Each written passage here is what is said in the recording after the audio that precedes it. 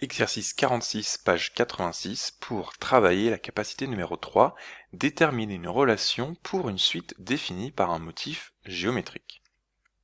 Donc, dans cet exercice, UN, c'est le nombre de segments tracés sur le nème motif. Donc U1, ça va être le nombre de segments sur le premier motif.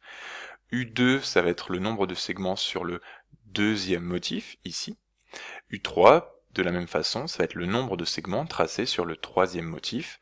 U4, le nombre de segments tracés sur le quatrième motif.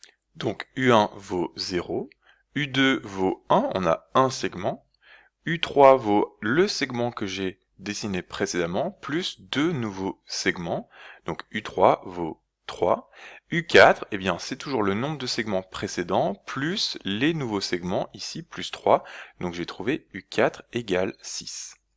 Et donc question 2, on me demande de trouver le nombre de segments UN plus 1, donc pour le motif au rang N plus 1, en fonction du motif d'avant. On sait qu'on va donc utiliser UN, le nombre de segments du motif d'avant, plus le nouveau nombre de segments pour trouver UN plus 1. Donc c'est ce que j'ai commencé à écrire ici.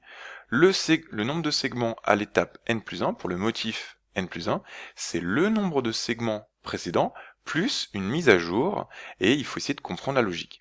Ici on regarde U4, ça va être le terme précédent U3 plus le rang du terme précédent.